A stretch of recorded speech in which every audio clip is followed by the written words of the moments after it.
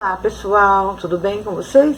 Eu estou bem, graças a Deus. Espero que todos vocês estejam bem. Hoje é o dia que eu vou contar a história mais triste da minha vida. Para quem não me conhece, meu nome é Eliana Kron e o meu canal se chama Histórias.Kron. Vocês lembram do meu filho, que eu fui mãe solteira na década de 80, com 17 anos? Pois sim, pois é ele mesmo. O meu filho, o Alexandre. Eu vou contar sobre essa fatalidade que aconteceu com nossa família e com ele. Ele era um menino bem esperto, já com seus 14 anos, bem travesso, já contava umas mentirinhas, já paquerava as meninas, já queria paquerar as empregadas de casa, as funcionárias que eu tinha em casa, já queria aprontar desde os 13, 14 anos. E ele foi passar um tempo na minha mãe, em 97, 98, ele foi morar um pouco com a minha mãe, né, porque eu tive 4 filhos, então ele foi passar um tempo com a minha mãe também, que ela estava se sentindo muito sozinha, que o meu outro irmão casou, caçula. Então eu deixei, né, porque ia ser bom para ele e para ela, né, ficar um tempo lá. Ele era muito mimado, né, muito bajulado. E na verdade, porque eu fui mãe solteira morando com meus pais, né, como eu já contei para vocês. E ele morou, minha mãe cuidou dele até uns 2, 3 anos, cuidava dele enquanto eu trabalhava, tudo. Então, e ela foi madrinha também dele, né? Foi o primeiro neto dela e ela que batizou, foi madrinha. Porque lembra que eu esperei minha mãe se recuperar da perna, do gesso, então. Aí eu esperei 8 meses, meu filho foi batizado com 8 meses, o Alexandre. Desculpa que eu ainda não mandei fotos pra vocês, porque eu esqueci de pegar o álbum no meu filho.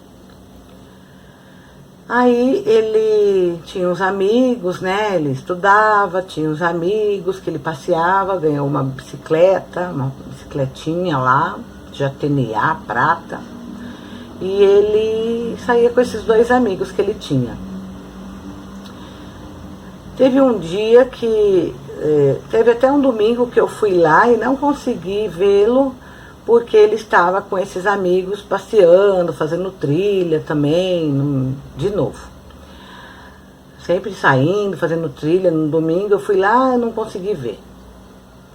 Aí, porque eu morava em Registro, São Paulo, tá, pessoal? E minha mãe morava em Santo André, no ABC Paulista.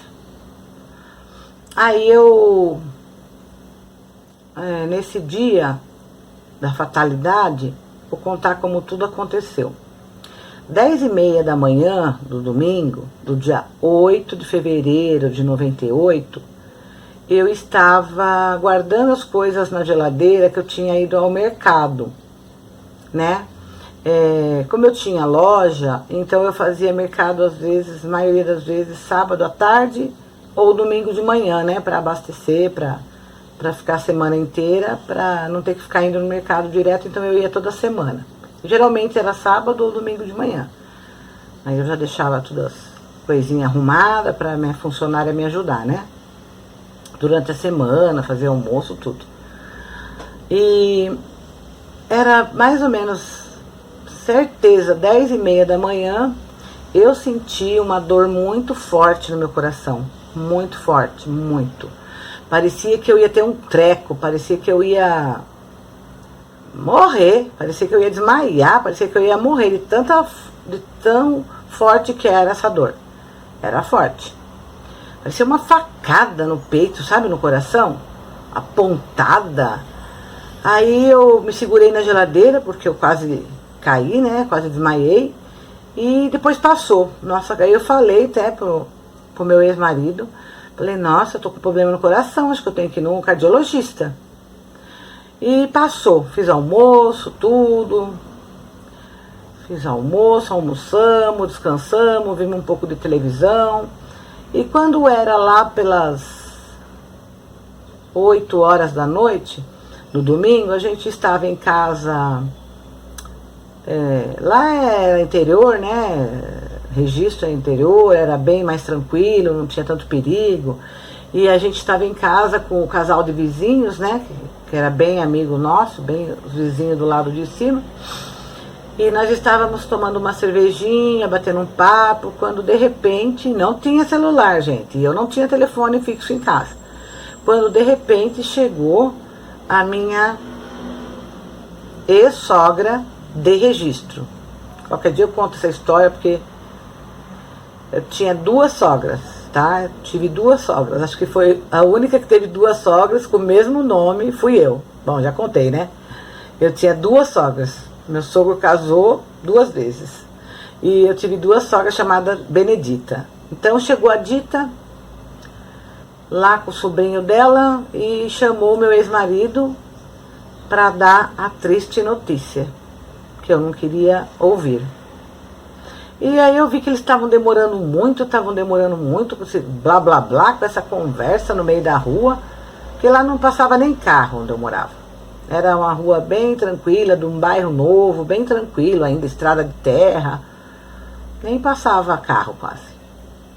Aí eu fui lá e falei, o que está acontecendo aqui, gente? O que está acontecendo aqui? Aí na lata, assim, na lata, mas não conseguiu nem, ela não conseguiu nem dar uma disfarçada. Na lata ela falou, o Alexandre morreu. Aí eu falei, o quê? Você sai lá da sua casa pra vir aqui inventar mentira, inventar história. Fiquei brava com a mulher. Enquanto meu ex-marido não foi lá na casa do outro vizinho de cima, ligar pra casa da minha mãe pra saber se isso era verdade, eu não acreditava na história, gente. Eu não acreditava, xinguei a mulher. Eu falei, você vem lá da sua casa me contar essa idiotice, me falar essa besteira. Aqui na minha casa você não tem mais o que fazer. Mesmo assim, eu quase desmaiei, fiquei bem trêmula, bem mole, bem nervosa. Meu ex-marido me segurou. Aí eu sentei, fui para dentro de casa. Minhas amigas foram me dar água com açúcar, me deram água com sal, coitada da minha amiga. Não sabia, minha amiga que eu estava tomando cerveja, não sabia onde estava o sal, o açúcar. E ele foi lá ligar, e realmente era verdade. Isso foi 8h30 da noite. Bom, no domingo, do dia 8 de novembro de 98, como eu falei pra vocês. Ah, não deu muito tempo não, fiz uma malinha, pedi para essa minha vizinha ficar com meus 3 filhos, que no dia seguinte a minha ajudante chegava, né, minha auxiliar lá de casa chegava. Avisei os funcionários, liguei para os funcionários, avisei que era para abrir normalmente, não era para fechar por luto nenhum, porque eles já queriam fechar por luto para ficar em casa, né?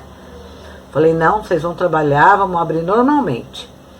E 9 horas eu estava na estrada para ir para São Paulo,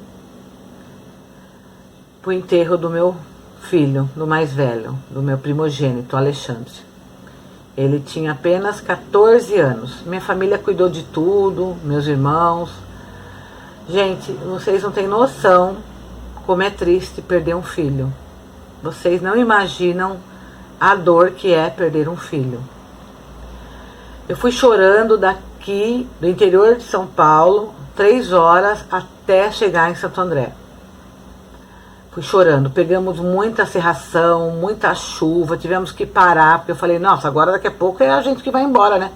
Daqui a pouco é a gente que morre com essa, né? Mas não demorou muito, não levei meus filhos, não queria que eles vissem o irmão no caixão, deixei meus 3 filhos com a vizinha, como eu falei, e fui chorando daqui até lá. Ele até pediu para mim, para parar um pouco de chorar, de resmungar, de falar, porque ele ficava nervoso, não conseguia dirigir. Os vizinhos também se ofereceram para ir dirigindo, o vizinho que emprestou o telefone se ofereceu para ir dirigindo com a gente, e nós não aceitamos, porque cada um tem sua vida, né? Eles tinham uma fábrica de tijolo, aí a gente não aceitou. Quando eu cheguei na casa da minha mãe, que não tinha ninguém, eu falei, puxa vida, é verdade mesmo. Lá fomos nós ligar pro meu cunhado, acho que minha irmã, para saber qual cemitério que estava, e estava no cemitério da Vila Pires, onde ele está até hoje. Foi enterrado no cemitério da Vila Pires, lá do lado do Lombardi, do Silvio Santos, que eu saiba. Aí fomos para lá, pro velório. Tivemos que ficar com o cemitério fechado, trancado, a 7 chaves. só a família mesmo, por causa de, infelizmente, de assaltos que ocorrem até em cemitérios, ocorrem assaltos, né? E aí meu pai me contou como que foi que aconteceu tudo isso. O Alexandre caiu de um penhasco numa cachoeira na Estrada Velha de Santos, na Estrada Velha, né? De Santos, do Mar de Santos, chama Estrada Velha do Mar, lá em Santos, São Paulo. Ele foi fazer trilha de bike, ele mentiu para meus pais que ia com os amigos na casa de um amigo e foi para lá, bem longe, ó, passa Santo André, São Bernardo, Riacho Grande, e foi, porque agora lá era uma trilha turística, um ponto turístico, onde tinha umas cachoeiras pequenininhas, sabe? Aí ele falou pros amiguinhos assim, era 10 e pouco mesmo. Aí ele falou pros amiguinhos, não vou ficar nessas cachoeiras minúsculas aqui, pequenininha não. Eu vou lá naquela cachoeirona grande. E o tênis dele tava liso embaixo, a tela de proteção tava quebrada. Saiu reportagem na TV, na Record, no SBT. Tava lá uma placa, perigo, respeite a vida. Gente, não deu 2 minutos, esse menino escorregou lá embaixo no penhasco, foi rolando, pedras e água, onde só descem bombeiros, só descem amarrados com corda, pois é mata virgem. E a tela de proteção estava quebrada por causa da maresia do mar, porque lá, Serra do Mar, né, como já diz o nome, tem maresia. E eles não arrumaram. E parece que não foi o primeiro caso, não. Não foi o primeiro caso do meu filho, não. Aí o corpinho dele ficou metade na água e metade de cima no penhasco. Os bombeiros desceram, amarraram o corpo dele, enfaixaram a cabeça dele, mas ele já estava morto. Trouxeram o bonezinho dele, do Chicago Bulls, que ficou com a gente por um tempo. O tênis dele estava bem liso embaixo, ele estava com uma bermuda xadrez, que era moda, estava sem camiseta. Eu não vi na televisão, não consegui ver, nem tive coragem também, mas muita gente viu. Muita gente viu meu filho subindo de maca. Foram 8 homens do corpo de bombeiro para subir ele, demorou não sei quantas horas, porque meu pai só foi receber a notícia da polícia na casa dele 6h30 da noite. Foi a pior coisa do meu pai, só que o meu pai não recebeu a notícia assim como eu estou falando para vocês. Meu pai recebeu uma notícia diferente para ele conseguir dirigir até o IML, reconhecer o corpo. Meu pai recebeu a notícia do policial como se o meu filho tivesse com a bicicleta apreendida na guarita e meu pai tinha que ir lá para resolver. Até minha mãe falou, vai bem, vai lá ver o que aconteceu com a bicicleta do menino. E não era para meu pai reconhecer o corpo no IML de Riacho Grande ou de São Bernardo do Campo. Gente, eu não lembro mais que IML que foi. Aí era 6h30 e meu pai tinha um determinado horário para ir para casa, longe, Santo André, dar a notícia, pegar roupas para vestir o menino no caixão e voltar correndo. Meu pai foi tremendo, chamou meus 2 irmãos, minhas cunhadas, para avisar os familiares. Contou para minha mãe desmaiou, aí o meu irmão um irmão meu ficou com ela, com a minha cunhada ligando para os familiares, e o outro irmão caçula foi com meu pai ajudar a vestir o corpo e fazer os preparativos do velório. E vocês acreditam que eles chegaram atrasados, questão de 10 minutos, e o pessoal lá do IML falou, não vamos trocar mais, agora é vocês que vão ter que trocar o menino. Essa foi a pior parte pro meu pai, pro meu irmão, pro meu pai. Tiveram que trocar o menino pra gente velar, pra eu chegar, pra todo mundo velar, né, pra liberar logo o corpo, porque passou alguns minutos, 10 minutos, eles não faziam mais. Então foi uma parte bem triste pro meu pai também fazer. O corpo dele estava inteiro, só apenas com um roxinho, meu pai falou. Mas a causa mortis dele foi politraumatismo, asfixia mecânica. Ou seja, ele teve politraumatismo no corpo todo, no cérebro, na cabeça, no corpo. Se ele vivesse, ele ia ficar tetraplégico. E ele teve asfixia mecânico-afogamento, que também entrou água dentro do pulmão. Fizeram a biópsia. A biópsia? Autópsia? Não sei também. Foi isso, gente. Foi a pior parte da minha vida, a pior história da minha vida. Foi a dor maior que eu senti na minha vida, no meu coração. Parecia que estava desligando o cordão umbilical, sabe, da mãe. É uma dor horrível, gente. Eu não desejo para ninguém. Eu não desejo para ninguém. Depois, eu fiz meu luto, mas não fiquei em casa. Eu fui trabalhar porque eu consegui esquecer por alguns instantes. Eu chorei uma semana. Eu fui trabalhar, não fechei a loja. Eu consegui esquecer, sabe, por alguns minutos, alguns instantes lá no trabalho. Eu conseguia esquecer toda essa dor, todo esse sofrimento. E ainda muitas pessoas não sabiam, chegava na loja e falava: nossa, Eliana, teve um rapaz que ficou tão sem graça, você tá com uma cara de velório. Aí eu falei: pois é, amigo, meu filho morreu. Nossa, ele ficou muito sem graça, ele não sabia, ele ficou tão sem graça, judiação. Mas o que eu tenho para dizer e o que eu tenho de lição e de superação disso daí? Depois eu consegui enxergar que Deus, quando Ele dá a senha, não tem jeito, gente, não tem jeito. Claro, existe a imprudência? Existe. Mas se não fosse a senha dele, a hora dele, ele não estaria lá nesse dia e nessa hora, não teria caído, sabe? Eu acho que quando chega a hora, Deus dá a senha, não tem jeito. E eu agradeci a Deus também por Ele ter me dado 4 filhos. Como eu agradeci a Deus depois, falava: obrigada, Senhor, porque o Senhor me deu 4 filhos.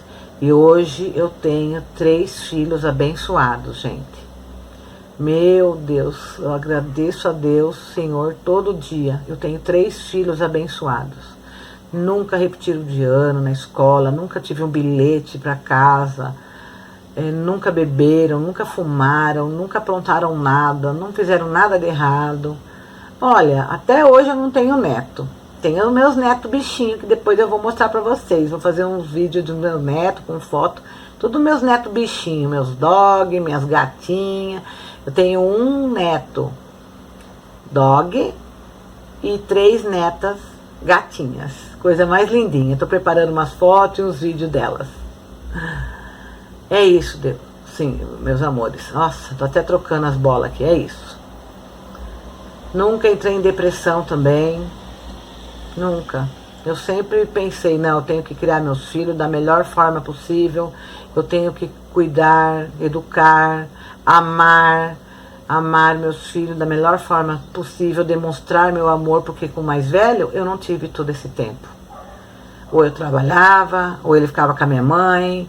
Eu tive mais filhos, né? Eu não tinha muito tempo para amá-lo, para brincar.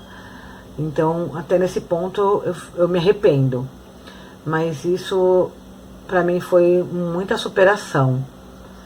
Então, eu espero que algumas mães que estejam assistindo isso tenham esse pensamento, como eu tive. Deus sabe de tudo. Nenhuma folha cai de uma árvore se não for da vontade dele. E agradeça tudo que você tem. Tudo que você tem. E agradeça, porque é Ele que sabe dos nossos caminhos. Um beijo para vocês, no coração de vocês. Fiquem com Deus. Quem puder, se inscreva no meu canal, quem ainda não é inscrito. Dê um like se você gostou do vídeo. E compartilhe para alguém que esteja precisando dessa palavra. Até o próximo vídeo, que não será mais tristeza.